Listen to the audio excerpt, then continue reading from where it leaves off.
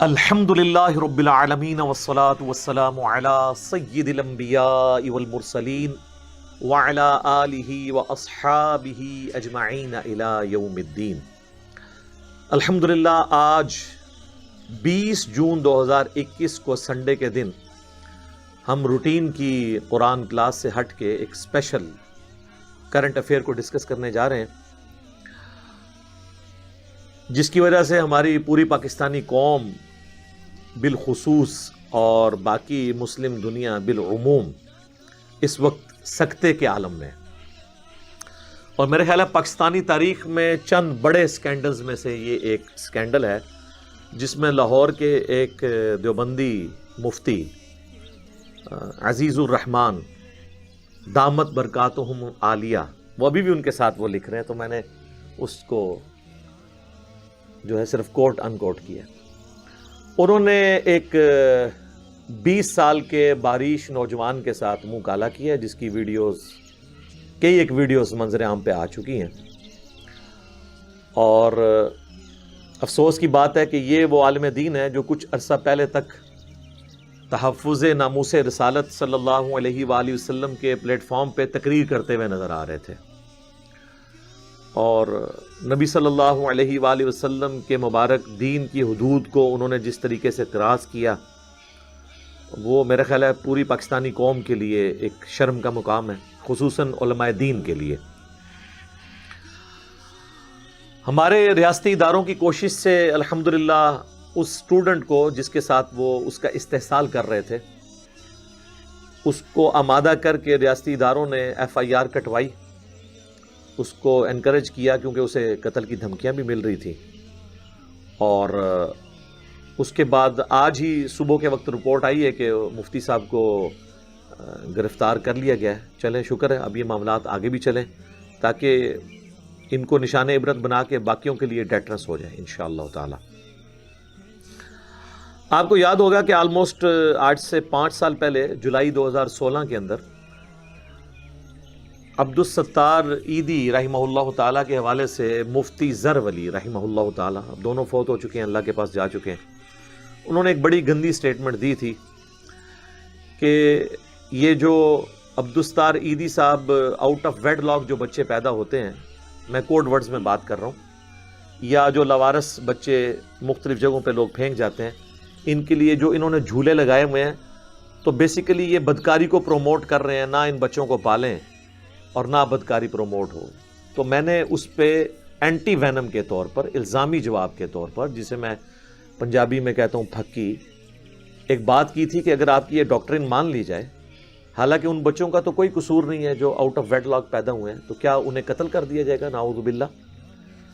تو اگر یہ آپ کی ڈاکٹرن مانی جائے تو آلموسٹ تمام مدارس کے اندر الا ماشاء اللہ یہ قوم لوط والا عمل ہوتا ہے، تو ہم پھر کیا یہ کہنا شروع کر دیں کہ آپ لوگوں نے مدارس اس لیے کھولے ہوئے ہیں کہ تاکہ آپ ہومو سیکچولیٹی کو یا قوم لوط والے عمل کو پروموٹ کریں؟ یہ میں نے الزامی طور پہ بات کی تھی، نہ کہ میں نے یہ کہا تھا کہ میں یہ کہتا ہوں۔ بعض لوگوں نے اسے آؤٹ آف کانٹیکسٹ بھی کوٹ کیا، وہ پوری میری ویڈیو دیکھیں میں کس کانٹیکسٹ میں بات کر رہا ہوں۔ باقی میں اس دعوے پہ قائم ہوں کہ شاید ہی کوئی مدرسہ ہے جو اس سے پاک ہے، اور اب تو یہ ویڈیوز کی وجہ سے رپورٹ ہوتے ہیں۔ مثلاً ہمارے جہلم شہر میں تمام مکاتب فکر کے جو بڑے بڑے مدرسے ہیں، ان کا یہاں آپ عوام سے پوچھیں، فرسٹ ہینڈ نالج ان کے پاس موجود ہے کہ ہر مدرسے کے اس طرح کے سکینڈل نکلتے رہتے ہیں۔ تو یہ اس کی چند وجوہات ہیں کہ یہ مدرسوں میں ہی کیوں کام ہو رہا ہوتا ہے، وہ انشاءاللہ میں بعد میں ڈسکس کرتا ہوں کہ اس کی وجہ کیا ہے۔ کالجز میں، یونیورسٹیز میں اس طرح کے واقعات بہت کم رپورٹ ہوتے ہیں۔ تو بہرحال وہ بعض لوگوں نے برا منایا تھا، وہ کیونکہ آج کل وہ پھر دوبارہ سے ویڈیو منظر عام پہ آئی ہے، تو میں نے اس کی کلیریفیکیشن دے دی کہ وہ اس کانٹیکسٹ میں بات ہوئی تھی۔ باقی یہ حقیقت ہے کہ مذہبی طبقہ جب اس قسم کی حرکت کرتا ہے تو اسے زیادہ ہائی لائٹ اس لیے کیا جاتا ہے کہ مذہب کا ٹھیکہ بھی تو دیندار لوگوں نے اٹھایا ہوا ہے، علماء نے، تو ایک ٹکٹ میں 2 مزے تو نہیں ہو سکتے۔ یعنی ایک طرف آپ دین کے اوپر عزت بھی اویل کریں، اور کل کو آپ جب غلط کام کریں تو اس عزت کی وجہ سے آپ کو چھوڑ دیا جائے؟ نہیں سر، آپ کو ڈبل سزا دی جائے گی۔ سورۃ الاحزاب میں آیا ہے، اللہ تعالیٰ فرماتا ہے کہ اے نبی کی بیویوں، تم عام عورتوں کی طرح نہیں ہو، اگر تم نے بے حیائی کی تو تمہیں دگنا عذاب دیا جائے گا، کیونکہ ان کے لیے اجر بھی پھر دگنا ہے۔ تو جس کا جو رتبہ ہوتا ہے اس اعتبار سے اس کی سزا بھی سخت ہوتی ہے. تو علماء کے بارے میں لوگ کرٹیسزم کرتے ہیں تو لوگ کہتے ہیں کہ جی علماء کی لوگ عزت نہیں کر رہے. تو آپ اپنی عزت کروائیں. جب آپ دین کے ٹھیکیدار بنے ہوئے ہیں تو پھر آپ کی رسپانسبلٹی ہے کہ آپ اپنے متعلق جو اس قسم کے وسوسے لوگوں کے دلوں میں آتے ہیں وہ پیدا ہی نہ ہونے دیں, اور اگر اس طرح کی کوئی بات ہو تو اس کی کلیریفیکیشن دیں. اور یہ میں اپنی طرف سے بات نہیں کر رہا, صحیح بخاری اور صحیح مسلم دونوں میں یہ حدیث موجود ہے کہ اللہ کے محبوب صلی اللہ علیہ وآلہ وسلم مسجد میں اعتکاف بیٹھے ہوئے تھے. رات کے گھپ اندھیرے میں ایک عورت آپ صلی اللہ علیہ وآلہ وسلم کو ملنے آئی. اب یہ اس زمانے کی بات ہے جب مسجد میں کوئی روشنی نہیں ہے, کوئی اسٹریٹ لائٹ نہیں ہے. آپ علیہ السلام اس سے کچھ گفتگو کرتے رہے, پھر آپ علیہ السلام مسجد سے نکلے اس عورت کے ساتھ, اور آپ علیہ السلام کہیں دور چلے گئے. راستے میں کچھ انصاری اصحاب کھڑے تھے, انہوں نے نبی علیہ السلام کو دیکھا تو سلام کیا, گزرے جب پاس سے تو پہچان لیا. تو آپ نے اس سے پہلے کہ وہ کوئی سوال کرتے آپ نے فرمایا یہ میری بیوی صفیہ ہے, میں اسے گھر چھوڑنے جا رہا ہوں. تو انہوں نے کہا کہ اے اللہ کے محبوب صلی اللہ علیہ وآلہ وسلم, معاذ اللہ, ہم آپ کے بارے میں کیسے بدگمانی کر سکتے ہیں کہ آپ کسی غیر محرم عورت کے ساتھ اس وقت رات کے اندھیرے میں جا رہے ہیں. تو آپ نے فرمایا کہ بے شک شیطان انسان کے جسم میں خون کی طرح دوڑتا ہے, وہ تمہیں یہ وسوسہ دلا سکتا تھا اپنے نبی کے بارے میں. تو نبی علیہ السلام نے کوشچن کرنے سے پہلے اپنے آپ کو اکاؤنٹیبل ٹھہرایا اور کلیریفیکیشن دے دی. یہاں پوری قوم ان سے پوچھ رہی ہے, یہ کہہ رہے ہیں جی علماء کی عزت داؤ پہ لگی ہوئی ہے. اور وہ بڑے بڑے علماء جو کل تک لیڈ کر رہے تھے اور اپنے مخالفین کو کبھی موم بتی معافیہ کہتے ہیں, کبھی لبرلز کہتے ہیں, اور کئی انہوں نے گالیاں ڈیوائز کی ہوئی ہیں, اور کوئی ان سے کوئی چھوٹی سی بھی غلطی ہو جائے اس کے اوپر ایسے ادم مچاتے ہیں, اور ہزاروں لوگ جو ہیں وہ باہر نکل کے ویڈیوز بنانا شروع کر دیتے ہیں. اب سب کے سب کو سونگ گیا, بلکہ بعض علماء تو ہیں جو ان مولانا کے حق میں ویڈیوز چڑھا رہے ہیں جن میں وہ خود مولانا صاحب بھی شامل ہیں. ٹھیک ہے, تو وہ خیر بڑی ہوشیاری ہوئی ہے. ان کے جھوٹ کو بے نقاب بڑے اچھے طریقے سے کیا گیا کہ پہلے ان کا صرف وہ والا ویڈیو کا پورشن نکالا گیا جس میں وہ ایکٹیویٹی پرفارم کر رہے تھے, اس کے بعد اگلی قسطوں میں انہوں نے اس سے پیچھے کی ویڈیو بھی نکالی جہاں سے وہ کام سٹارٹ ہوا تھا. تو اس میں تو واضح ہے جب وہ لڑکا انٹر ہوتا ہے تو مولانا صاحب موبائل پہ بات کر رہے ہیں, پورے ہوش و حواس میں ہے, ہاتھ میں کتاب بھی پکڑی ہوئی ہے. ٹھیک ہے جی, اور پھر آ کے انہوں نے جو ہے وہ کام سٹارٹ, بات میں وہ گفتگو بھی نہیں اب کرنا چاہتا, وہ سب کے سامنے ویڈیوز آپ دیکھ لیں. تو لیکن بعض منصف مزاج علماء بھی ہیں, انہوں نے کہا کہ نہیں, یہ نہ تو ان کو نشاور کوئی چیز دی گئی ہے, نہ یہ آؤٹ آف کانٹیکسٹ ہے, بالکل واضح ہے, ان کو تو پتہ ہے. لیکن اس واقعے سے یہ ہو گیا کہ آپ دیکھیں آدھی ویڈیو نکلنے کے بعد اس مولانا نے کتنی ڈٹائی کے ساتھ قرآن پہ ہاتھ رکھ کے کہا ہے. مجھے تو ویسے یقین نہیں کہ وہ قرآن بھی تھا, ہو سکتا ہے بارگتا قرآن والا ہو, کیونکہ یہ ہیلا اور توریہ کر لیتے ہیں. لیکن وہ بتا تو یہی رہنا کہ میں نے قرآن پہ ہاتھ رکھا ہوا ہے. قرآن پہ ہاتھ رکھ کے وہ کہہ رہا ہے کہ جی مجھے نشہ آور چیز پلا کے سب کچھ کیا گیا. اور یہ دنیا کا پہلا واقعہ ہے جس میں نشہ آور چیز پلا کے اس بندے کے ساتھ کچھ ہوا ہے. ٹھیک ہے, اور وہ حالانکہ یہ کرنے والا ہے. تو مطلب یہ میں اس لیول کی گفتگو اور طریقے سے مطلب نہیں کرنا چاہتا, میرا تو مزاج نہیں ہے کہ اس طرح کی گفتگو میں کر سکوں. میں صرف ایک تمہیداً کچھ باتیں میں نے عرض کی. تو اب بجائے یہ کہ ہم اس پہ رونا روئیں, ہمیں اس کے اوپر کوئی کاؤنٹر نیریٹو جوابی بیانیاں دینا چاہیے تاکہ امت کے لیے اصلاح کا کوئی معاملہ ہو جائے. تو اس کے لیے میں نے بڑی برین اسٹارمنگ کرنے کے بعد اپنے جو قریبی احباب ہیں ان سے مشورہ کرنے کے بعد 4 علمی پوائنٹس جو ہیں وہ اس میں لسٹ آؤٹ کیے ہیں جن کو میں ڈسکس کروں گا. اس میں پہلا علمی پوائنٹ قرآن و سنت کی گائیڈ لائنز کیا ہیں اس حوالے سے قوم لوط والے عمل میں. دوسرا علمی پوائنٹ علماء کی ذمہ داری کیا ہے. تیسرا علمی پوائنٹ والدین اور عوام الناس کی کیا ذمہ داری. اور چوتھا علمی پوائنٹ ہے گورنمنٹ کی, ریاستی اداروں کی اور میڈیا کی کیا رسپانسبلٹی ہے. تو یہ ایک ایک کر کے میں یہ 4 پوائنٹس ڈسکس کروں گا, لیکن ڈیٹیلز میں جانے سے پہلے ایک دفعہ دروشی پڑھ لیں. اللہم صلی علی محمد وعلی آل محمد کما صلیت علی ابراہیم وعلی آل ابراہیم انک حمید مجید. اللہم بارک علی محمد وعلی آل محمد کما بارکت علی ابراہیم وعلی آل ابراہیم انک حمید مجید۔ علمی پوائنٹ نمبر 1 وہ ہے قرآن و سنت میں قوم لوط والا جو عمل ہے اس سے متعلق کیا گائیڈ لائنز آئی ہیں، جسے ہم ہومو سیکچولیٹی بھی کہہ دیتے ہیں، ہم جنس پرستی بھی کہہ دیتے ہیں۔ اچھا، بعض لوگ کہتے ہیں یہ لوطی لفظ نہ استعمال کیا جائے، حالانکہ احادیث میں ایون یعنی جامعہ ترمذی میں جو باب باندھا گیا ہے نا قوم لوط کے عمل کی سزا، اس میں یہ لفظ استعمال ہوا ہے کہ لوطی کی کیا سزا ہے۔ لوگ کہتے ہیں یہ حضرت لوط علیہ السلام کی نا توہین اس میں ہو جائے گی، کیونکہ آپ حضرت لوط کے ساتھ اس کی نسبت کر رہے ہیں۔ تو سر آپ کو اس وقت کی خیالت ہے جب آپ کہتے ہیں امت محمدی میں یہ کام ہو رہا ہے، تو اس میں نبی علیہ السلام کی توہین نہیں ہو رہی ہوتی، امت جو کام ڈال رہی ہوتی ہے اس کو آپ ہائی لائٹ کر رہے ہوتے ہیں۔ تو قوم لوط کا عمل یا اس کو ایسے عمل کرنے والے کو لوطی کہنا یہ سلف سے ثابت ہے، امام ترمذی نے باقاعدہ باب باندھا ہے اس کے اوپر۔ سب سے پہلے تو آ جائیں قرآن حکیم کی طرف۔ تو قرآن حکیم میں چند بڑے گناہ جن کی سزا آئی اور اس کو گناہ کے طور پر اللہ تعالیٰ نے قرآن میں بیان کیا کثرت کے ساتھ، ان میں سے ایک یہ قوم لوط والا عمل ہے۔ کم از کم 8 مقامات کے اوپر اللہ تعالیٰ نے قوم لوط کے اوپر جو عذاب آیا اس کو ان ڈیپتھ ڈسکس کیا ہے۔ آپ اندازہ لگائیں، اتنی امپورٹنس دی ہے اس کو۔ اس میں سورۃ الاعراف، سورۃ الحجر، سورہ ہود، سورۃ العنکبوت، سورۃ الانبیاء، سورۃ القمر، سورہ الذاریات، سورہ الشعراء، اس میں ڈیٹیل کے ساتھ قوم لوط پہ جو عذاب آیا تھا ان کے اس برے عمل کی وجہ سے اس کی پوری ڈیٹیلز آئی ہیں۔ اب وہ ساری آیات تو کور نہیں ہو سکتی، صرف سیمپل کے طور پہ میں سورہ ہود کی 2 آیات کور کر دیتا ہوں، اور اس میں بھی صرف اتنا پورشن کہ جو ان پہ عذاب آیا تھا، تاکہ ہم بتائیں کہ اس کی سزا اسلام میں کیا ہے قرآن و سنت کی روشنی میں۔ اعوذ باللہ من الشیطان الرجیم، بسم اللہ الرحمن الرحیم۔ فلما جاء امرنا، جب ہمارا حکم عذاب آ گیا، جعلنا عالیہا سافلہا، تو اس بستی کے اونچے حصے کو ہم نے الٹ کر دیا، یعنی اوپر کی جو حصہ تھا وہ نیچے آ گیا، نیچے والا اوپر، یعنی پوری بستی الٹ دی۔ وَأَمْطَرْنَا عَلَيْهَا حِجَارَةً مِّن سِجِّيلٍ، اور ہم نے ان پر کنکریوں کی بارش کی، پتھروں کی بارش، ممدود، پے در پے، جس طرح یہ اولے برستے ہیں نا، اس طرح آج کل تو وہ آپ دیکھ رہے ہیں اتنے بڑے بڑے برف کے اولوں نے بھی گاڑیوں کے شیشے توڑ دیے اور اس میں ڈینٹ ڈال دیے، تو پتھر ہو تو آپ ذرا اندازہ کریں۔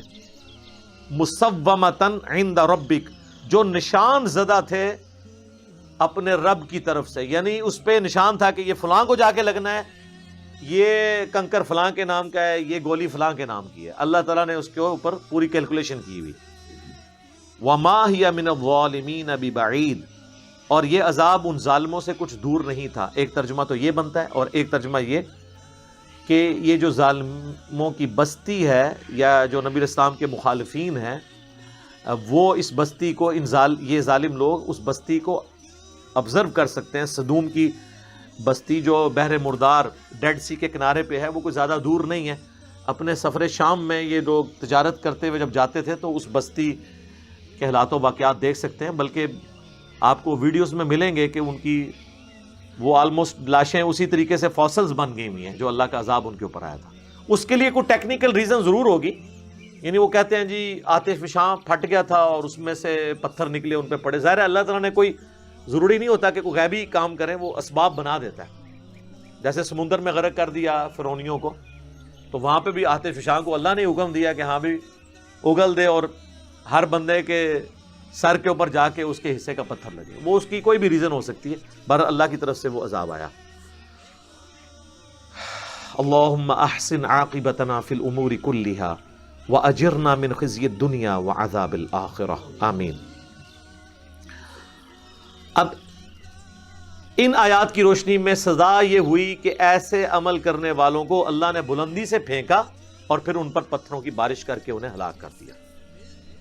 قرآن و سنت میں واضح اس حد کو اسٹیبلش کرنا کس طریقے سے ہے، اس کی ڈیٹیلز ہمیں نہیں ملتی۔ صحابہ کے اقوال ملتے ہیں، خلفائے راشدین کے اقوال ملتے ہیں، ان کے فیصلے ملتے ہیں، اسی لیے آپ اس کو حد کے طور پہ نہیں لیکن تعزیر کے طور پر بیان کر سکتے ہیں۔ اس میں اختلاف پایا جاتا ہے لیکن اہل سنت اور اہل تشیع کا یہ اس پہ اتفاق ہے آلموسٹ کہ ایسے شخص کو فاعل اور مفعول دونوں کو قتل کیا جائے گا۔ اگر تو جبر کے ساتھ ہو رہا ہے پھر تو صرف فاعل ہوگا، مفعول کا تو ظاہر ہے پھر اس میں قصور نہیں۔ اب وہ حدیث سن لیں۔ سنن نبی داؤد میں حدیث ہے، ابن عباس کہتے ہیں کہ نبی علیہ السلام نے فرمایا کہ قوم لوط کا عمل جو لوگ کر رہے ہوں تو فاعل اور مفعول یعنی دونوں رضامندی سے کر رہے ہیں تو دونوں کو قتل کر دو۔ اچھا، جامعہ ترمذی میں حدیث ہے ابن عباس سے ہی، وہ کہتے ہیں نبی علیہ السلام نے فرمایا اگر کوئی شخص کسی جانور چوپائے کے ساتھ بھی بدفعلی کرے تو بھی دونوں کو قتل کرو۔ تو ابن عباس سے پوچھا گیا اس جانور کو کیوں قتل کیا گیا؟ تو انہوں نے کہا نبی علیہ السلام سے میں نے اس کی تفصیل تو نہیں سنی لیکن میرا خیال ہے کہ نبی علیہ السلام اس چیز کو ناپسند فرماتے تھے کہ ایسے جانور کا گوشت کھایا جائے جس کے ساتھ کسی نے اس طریقے سے برائی کی ہو۔ یعنی آپ دیکھیں اسلام سیکس کے معاملے میں کتنا سینسٹیو ہے۔ پھر مشکات المصابیح میں آپ کو سیدنا علی اور سیدنا ابوبکر صدیق رضی اللہ تعالی عنہما کے فتاوی مل جائیں گے جو پوری تفصیل سے المصنف ابن ابی شیبہ میں موجود ہے کہ ابن عباس نے کہا کہ قوم لوط کا عمل کرنے والے کی سزا یہ ہے کہ ایسے شخص کو اس بستی کے سب سے اونچے مقام سے اوندا منہ کر کے نیچے پھینکا جائے، اس طرح مر جائے تو ٹھیک، اگر پھر بھی زندہ بچ جائے پھر اسے پتھر مار کے سنسار کر کے ہلاک کر دیا جائے۔ یعنی اس کے تحت ابن عباس نے جو فتویٰ دیا ہے تو یہ مولانا صاحب جو ہیں لاہور کی سب سے اونچی جگہ ہے مینار پاکستان، تو مینار پاکستان سے انہیں نیچے گرانا چاہیے پبلکلی، کیونکہ سورہ النور کی 2 نمبر آیت میں اللہ تعالیٰ نے فرمایا کہ جو زنا کی سزا ہے یہ بھی پبلکلی ہوگی اور مسلمانوں کا ایک گروہ اسے ویٹ کرے گا تاکہ باقیوں کے لیے عبرت ہو جائے۔ دیکھیں نا آپ ایران میں اور سعودیہ میں شرعی سزائیں اعلانیہ دی جاتی ہیں نا، جو ایک دفعہ کسی کو قتل ہوتے ہوئے دیکھ لیتے ہیں کتنے عرصے تک ان کو نیند نہیں پڑتی، ڈیٹرنس ہوتی ہے۔ تو اسلامی سزائیں سخت ضرور ہیں لیکن چند لوگوں کو سزا ہو کے باقی لوگ جرم سے بچ جاتے ہیں، ڈیٹرنس ہو جاتی ہے۔ سزا 2-4 کو ہوگی، ڈیٹرنس لاکھوں کے لیے۔ بلکہ میرے خیال میں تو فساد فی الارض کی جو سزا ہے نا سورۃ المائدہ کی آیت نمبر 33 میں، جو زمین میں فساد مچاتے ہیں، جس طرح یہ عادی مجرم تھا اور کئی اسٹوڈنٹ کے ساتھ منہ کالا کر چکا اور ایکسپلائٹ کرتا تھا ان کو، یہ ہے فساد فی الارض والے لوگ، تو ان کے اوپر آیت محاربہ والی لگے گی آیت سورۃ المائدہ آیت نمبر 33 کے مخالف سمت کے ہاتھ پاؤں کاٹے جائیں گے اور انہیں سولی دیا جائے گا، یعنی بے دردی کے ساتھ ان کو قتل کیا جائے گا تاکہ باقیوں کے لیے ڈیٹرنس ہو۔ جامعہ ترمذی میں ایک اور حدیث ہے، ابن عباس کہتے ہیں کہ نبی علیہ السلام نے فرمایا جو کوئی شخص کسی مرد یا عورت کے ساتھ قوم لوط والا عمل کرتا ہے تو قیامت والے دن اللہ تعالیٰ اس کی طرف نظر رحمت نہیں فرمائے گا۔ یعنی اتنا غصہ ہے کہ دنیا کی سزا تو اپنی جگہ، آخرت میں بھی اللہ تعالیٰ نظر رحمت اس پہ نہیں فرمائے گا۔ مسند احمد میں ایک اور حدیث ہے، حاکم میں بھی ہے، مشکات کے اندر بھی موجود ہے کہ قوم لوط کا عمل کرنے والا ملعون ہے، لعنتی ہے۔ یعنی لعنت کا مطلب یہ ہے کہ اللہ کی رحمت سے دور، لعنت کا مطلب کیا ہے؟ اللہ کی رحمت سے دور۔ ایک اور حدیث ہے مسند احمد میں، سنن نبی داؤد میں بھی ہے، مشکات میں بھی، کہ نبی علیہ السلام نے فرمایا جو شخص اپنی بیوی کے ساتھ بھی ایسا عمل کرے قوم لوط والا تو وہ بھی ملعون ہے۔ ایک اور حدیث ہے جامعہ ترمذی میں جس کی صحت کے بارے میں محدثین کا اختلاف ہے، شیخ البانی اسے کہتے ہیں یہ حسن درجے کی ہے، شیخ زبیر صاحب کا موقف ہے کہ یہ ضعیف ہے۔ بہرحال چونکہ دونوں طرف رائے موجود ہے اس لیے میں روایت کو بیان کر دیتا ہوں کہ نبی علیہ السلام نے فرمایا مجھے اپنی امت سے سب سے زیادہ خوف قوم لوط کے عمل کا ہے۔ تو میرے خیال ہے پریکٹیکلی جو امت کر رہی ہے اس کے بعد یہ البانی صاحب کا موقف ہی مجھے ٹھیک لگتا ہے۔ بعض اوقات حدیث کی سند کمزور ہوتی ہے لیکن اسے تلقی بالقبول حاصل ہو جاتی ہے کہ شواہد کی بنیاد پہ وہ ویسے اسٹیبلش ہو رہا ہوتا ہے، تو یہ ہمیں نظر آ گیا ہے، تلقی بالقبول اس کو نظر آ رہی ہے امت کے اندر جو امت کی حرکات ہیں۔ تو ہمارا تو یہ موقف ہے کہ ایسے لوگوں کو نشان عبرت بنانا چاہیے تاکہ ایک کو سزا ہو اور لاکھوں کے لیے عبرت ہو جائے انشاءاللہ تعالی۔ علمی پوائنٹ نمبر 2 وہ ہے علماء کرام سے ریلیٹڈ۔ ویسے تو علماء کرائم بھی ہیں، مجرم علماء بھی، اور علماء پرائم بھی ہیں، عزت والے علماء بھی۔ تو پرائم انگلش والا، تو علماء کرام سے ریلیٹڈ ہے۔ مذہبی پیشوا جو دینی لیڈر بنے ہوئے ہیں ان میں یہ خود بھی شامل ہیں. مولانا صاحب یہ تحفظ ناموس رسالت والے جلسے میں تقریر فرما رہے ہیں اور لوگوں کو نبی علیہ السلام کی عصمت کے بارے میں بتا رہے ہیں اور خود شریعت کی کس طرح یہ دھجیاں اڑانے کی کوشش کر رہے ہیں. تو میرا خیال ہے پاکستانی ہسٹری میں اتنا بڑا سکینڈل پہلے کوئی اس طریقے سے ویڈیو میں آیا نہیں ہے.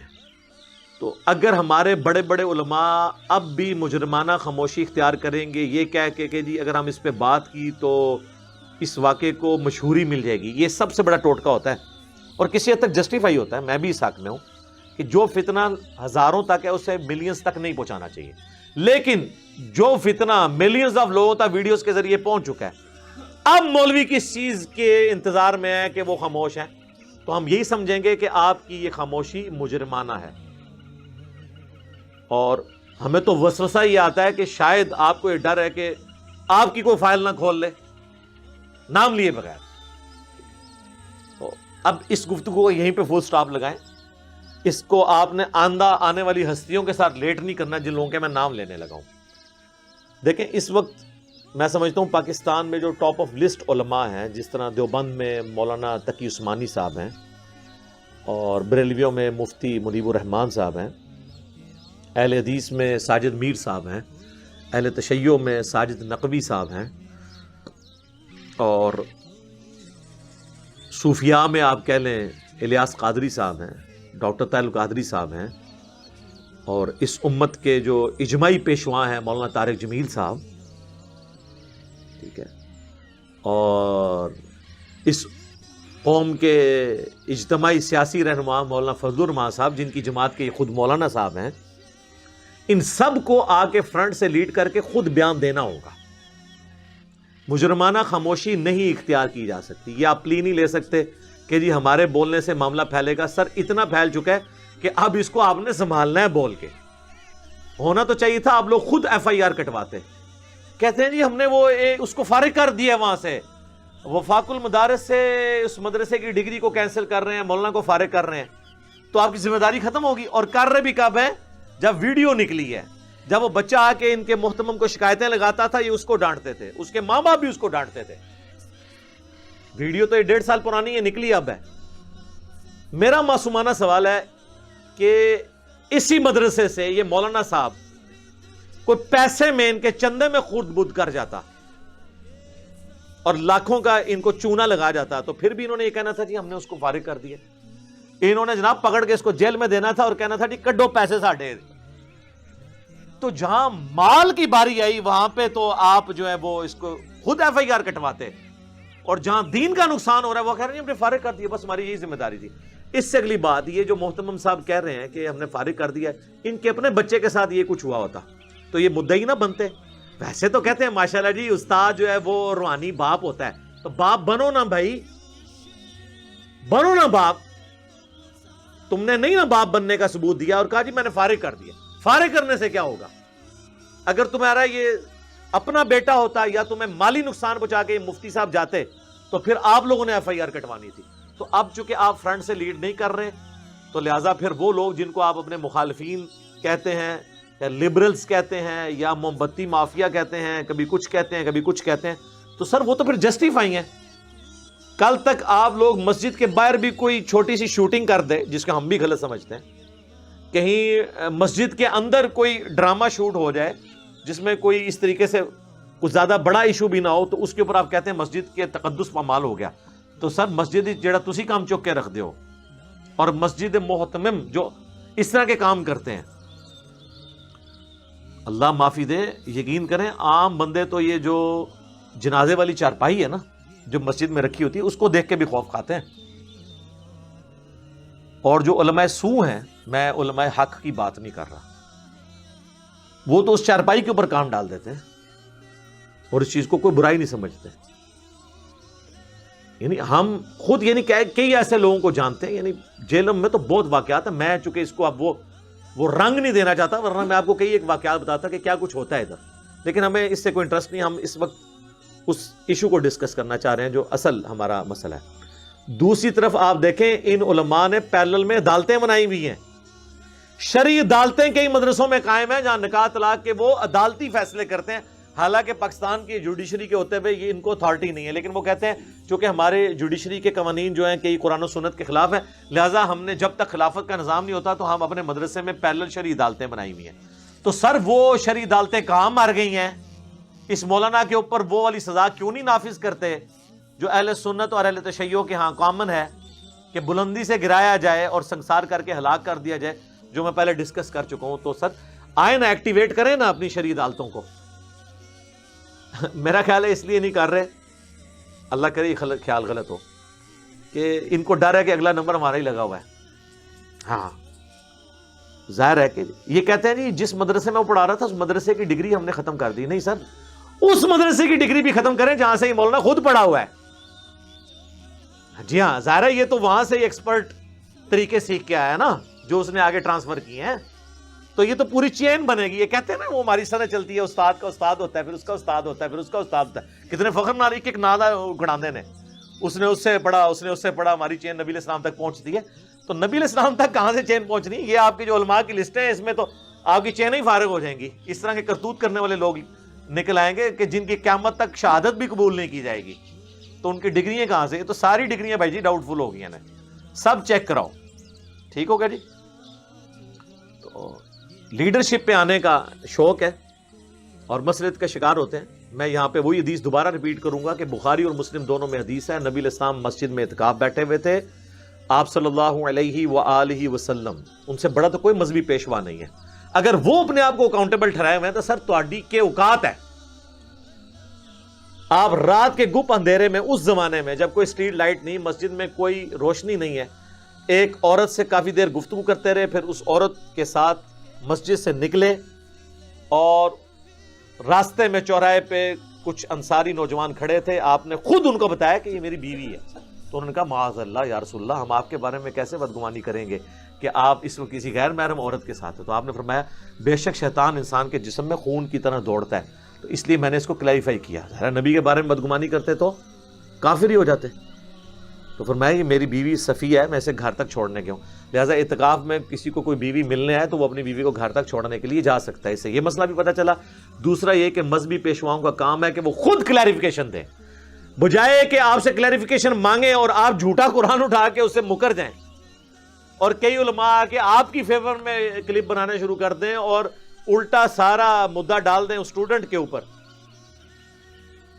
کہ جی اس نے بے حیائی کو پروموٹ کر دیا ہے۔ واہ جی واہ! تو پھر تو سر دنیا میں یہ عدالت کا نظام ہی ختم ہو جائے گا کہ جب آپ کسی کے جرم کو عیاں کرنے کے لیے گواہی پیش کریں تو آپ کہیں گے یہ بے حیائی کو پروموٹ کر رہے ہیں۔ خدا کے لیے ہوش کے ناخن لیں، اللہ سے ڈر جائیں۔ علمی پوائنٹ نمبر 3 وہ ہے والدین اور عوام الناس سے ریلیٹڈ، خصوصاً والدین سے ریلیٹڈ۔ میں ہمیشہ مشورہ دیتا ہوں کہ آپ اپنے بچوں کے ساتھ دوستی کریں، فرینکنس ہونی چاہیے آپ کی اپنی اولاد کے ساتھ۔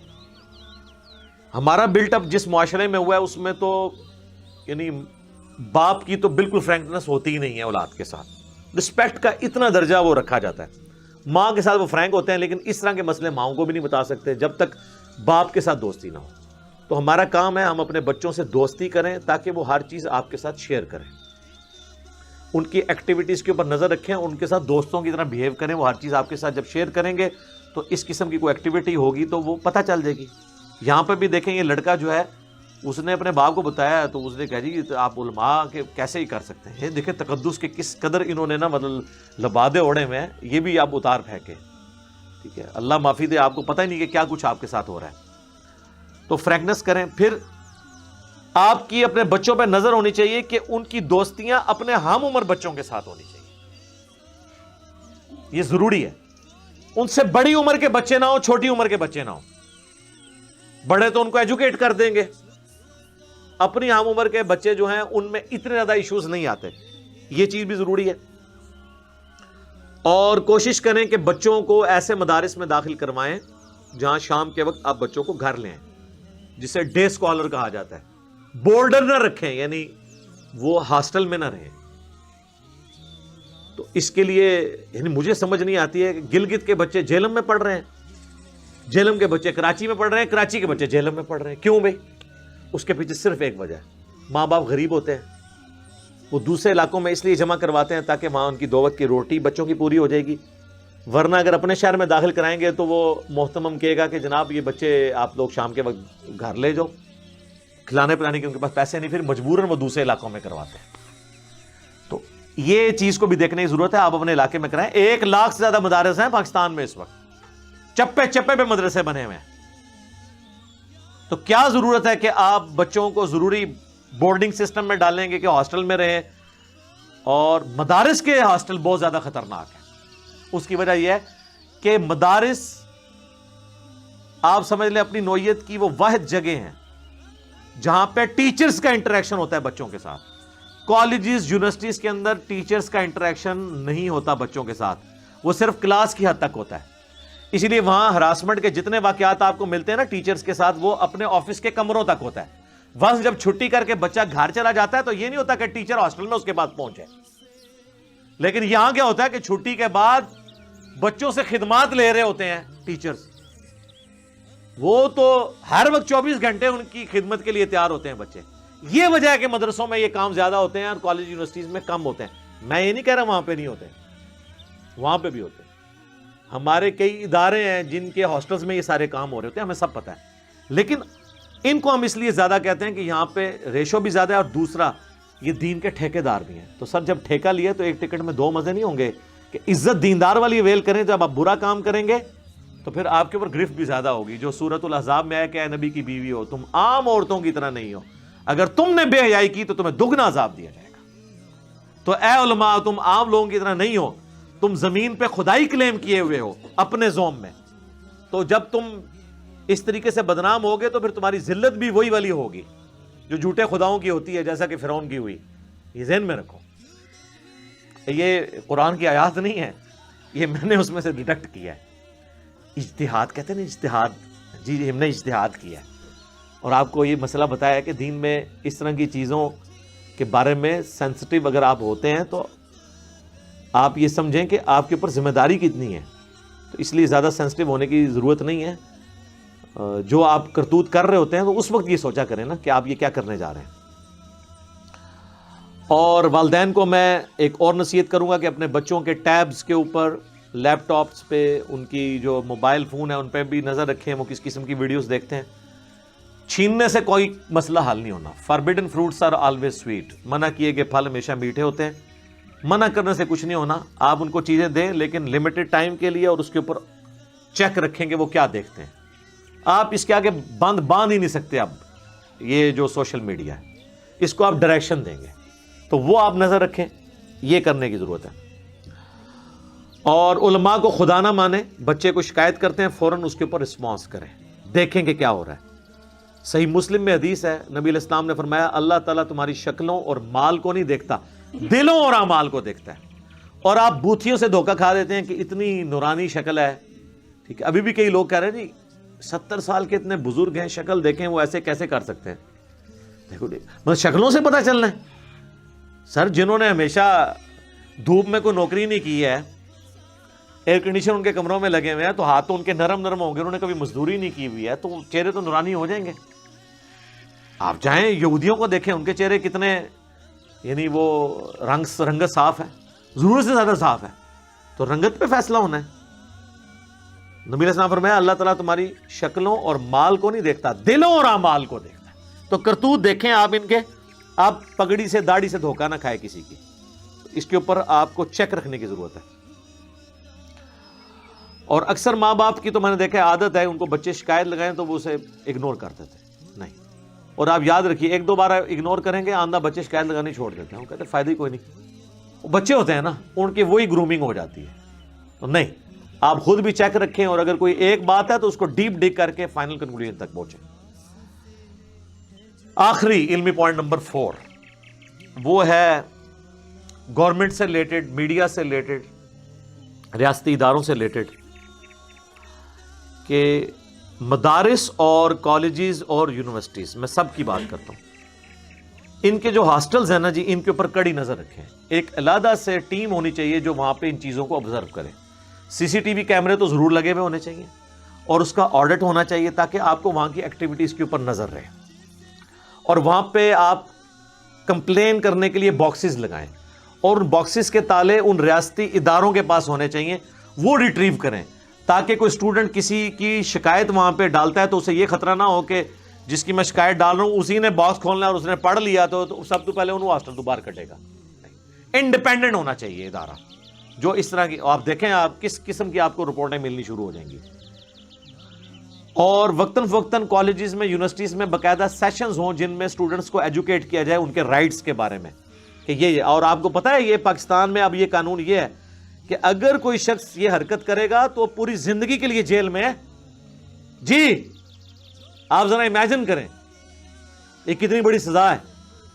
تو لوگوں کو ایجوکیٹ کریں تاکہ وہ ہمت کر کے چیزیں رپورٹ کریں. پاکستان میں اس وقت 1 لاکھ کے قریب مدارس ہیں اور میں سمجھتا ہوں یہ پاکستان کی سب سے بڑی NGOs یہ مدارس ہیں جو غریب طلباء کو پال رہے ہیں اور اسی وجہ سے ان کا استحصال ہوتا ہے.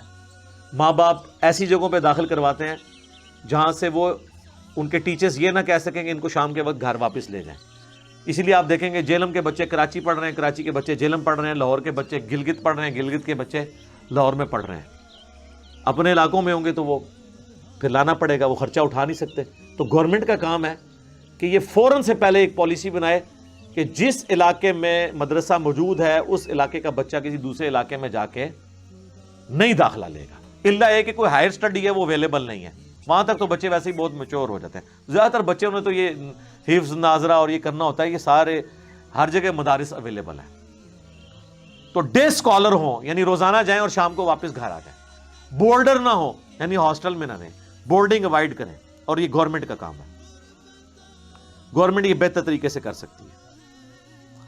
اور مدارس کے اندر ٹیچرز کا انٹریکشن اسٹوڈنٹ سے ختم ہو جائے پڑھائی کے آورز کے بعد. اسی لیے مدارس میں زیادہ چیزیں رپورٹ ہوتی ہیں. کالجز یونیورسٹیز میں ہراسمنٹ زیادہ سے زیادہ آفس تک ہوتی ہے, بعد میں نہیں ہوتی, کیونکہ بعد میں تو اسٹوڈنٹس ان کے ہتھے ہی نہیں چڑھتے, وہ اپنے ہاسٹل میں ہوتے ہیں اور ٹیچرز کی اپنی ہاؤسنگ قانونی علیحدہ ہوتی ہے. اور وہ اگر وہاں پہ جائے بھی تو وہ ظاہر ہے وہ گیٹ سے اندر ہونا, پھر وہ پورے ایک معاملات ہوتے ہیں تو مشکل ہے. لیکن مدارس میں تو آپ کو پتہ ہے مطلب, بلکہ وہ تو آفس ٹائم کے بعد مدارس تو اسٹوڈنٹ تو وہ بیچارے خدمت ہی کر رہے ہوتے ہیں اپنے ٹیچر کی, اور جنت کما رہے ہوتے ہیں روحانی باپ کی, اور روحانی باپ ان کے ساتھ جو کچھ کرتا ہے وہ اب آپ دیکھ لیں. اچھا, اس کے علاوہ ایسے ٹی وی پروگرامز چلنے چاہیے جن میں آپ لوگوں کو ایجوکیٹ کریں. جس طرح کئی سال پہلے عامر خان کی ایک ویڈیو آئی تھی جس میں وہ چھوٹے بچوں کو ایجوکیٹ کر رہے ہیں, یعنی بڑے غیر محسوس انداز میں ایک سیکس سے متعلق ایجوکیشن بھی ہو گئی اور ان کو پتہ بھی نہیں چلا. ظاہر ہے کہ وہ اس طرح ہمارے سب کانٹیننٹ کے معاشرے میں اس سے بہتر طریقہ نہیں سمجھانے کا. تو آپ اس چیز سے باہر نکلیں کہ وہ انڈین ایکٹرز ہیں. اصل چیز ہے کہ جہاں سے بھی پازیٹیو چیز ملتی ہے یہاں پہ کسی سے وہ کروا کے, تو کم از کم اگر آپ کو کوئی زیادہ اس حوالے سے چڑ ہے تو کسی اور سے کروا کے تو وہ آپ ویڈیوز ریگولرلی چلائیں تاکہ فزیکلی لوگوں کی ایجوکیشن ہو. پھر ایسے ٹی وی پروگرامز جس طرح اقرال الحسن صاحب کرتے ہیں, سریام پروگرام جس میں اس طرح کے لوگوں کو وہ ننگا کرتے ہیں, ان کی ایکٹیویٹیز جو ہیں وہ پبلکلی ہائی لائٹ کرتے ہیں. ایسے لوگوں کو تو گورنمنٹ لیول پہ سپورٹ ملنی چاہیے کہ جو حکومتوں کے کرنے کے کام ہیں وہ اس قسم کے لوگ اپنی جان سٹیک پہ لگا کے کر رہے ہیں. ان پروگراموں کو اس اعتبار سے پروموٹ کیا جائے. پھر پاکستان ٹیلی کمیونیکیشن اتھارٹی جسے PTA کہتے ہیں, اس کی بھی یہ ذمہ داری ہے کہ وہ جو پورن ویب سائٹس ہیں یا پورن ویڈیوز جہاں پہ اویلیبل ہیں ان کے اوپر بین, ویسے وہ کرتے ہیں اپنے طور پہ, کوشش تو بہت زیادہ کر رہے ہوتے ہیں. میرا تو خیال ہے اب یہ جو ویڈیو ابھی یوٹیوب پہ ابھی تک ڈیلیٹ نہیں ہو رہی, یہ گورنمنٹ کا کام ہے کہ اسے ڈیلیٹ کروائے. اب جو گند بچنا تھا مچ چکا ہے, اس پر رزلٹ نکل چکا ہے, کم از کم یہ ویڈیو تو اترے. اس طرح کی ویڈیوز یوٹیوب بھی اس کی پالیسی سخت ہے, وہ نہیں اس طرح کی ویڈیوز اپلوڈ کرنے دیتے. لیکن وہ چونکہ اس میں چونکہ وہ آلموسٹ کپڑے پہنے ہوئے ہیں اس لیے وہ شاید آٹومیٹکلی کمپیوٹر ڈیٹیکٹ نہیں کر سکا اس ویڈیو کو, تو کمپلین کرنے سے وہ اس ویڈیو کو اڑا دیں گے.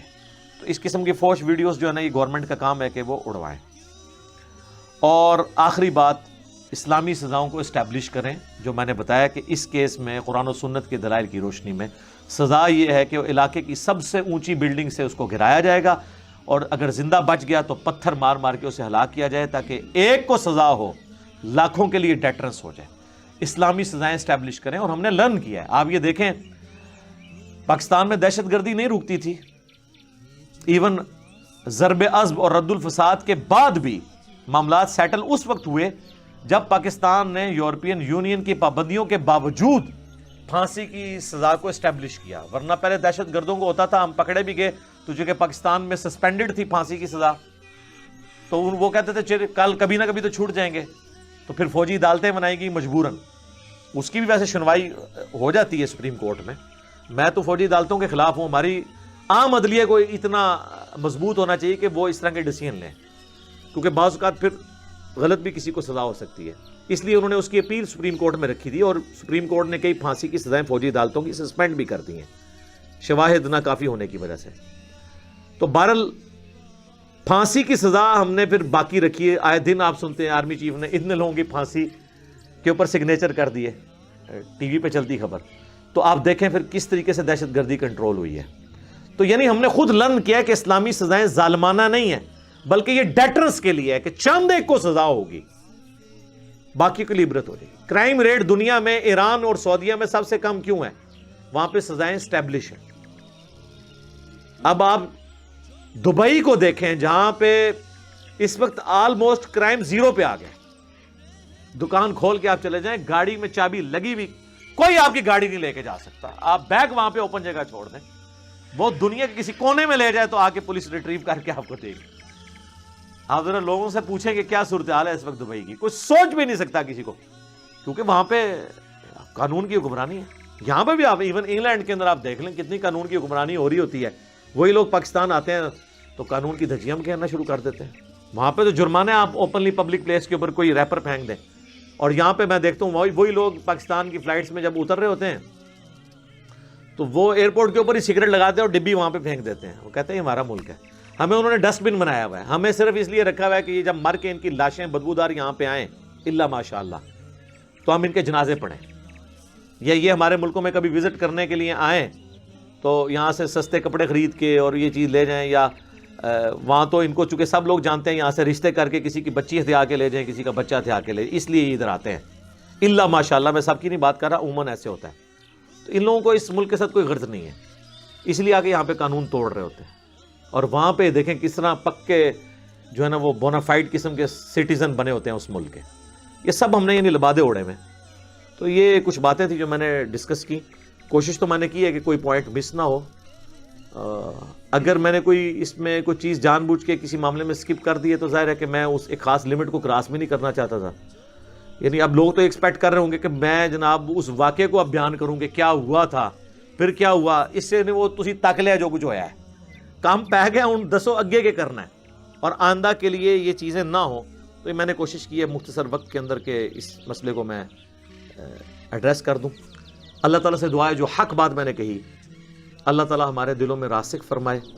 اگر جذبات میں میرے منہ سے کوئی غلط بات نکل گئی تو اللہ تعالیٰ ہمارے دلوں سے ہی اسے دھو ڈالے, ہمیں معاف بھی کر دے, ہمیں کتاب و سنت کی تعلیمات پر عمل کر کے دوسرے بھائیوں تک پہنچانے کی توفیق عطا فرمائے. سبحانک اللہم و بحمدک اشہد ان لا الہ الا انت استغفرک و اتوب الیک وما علینا الا البلاغ المبین. جزاکم اللہ خیرا.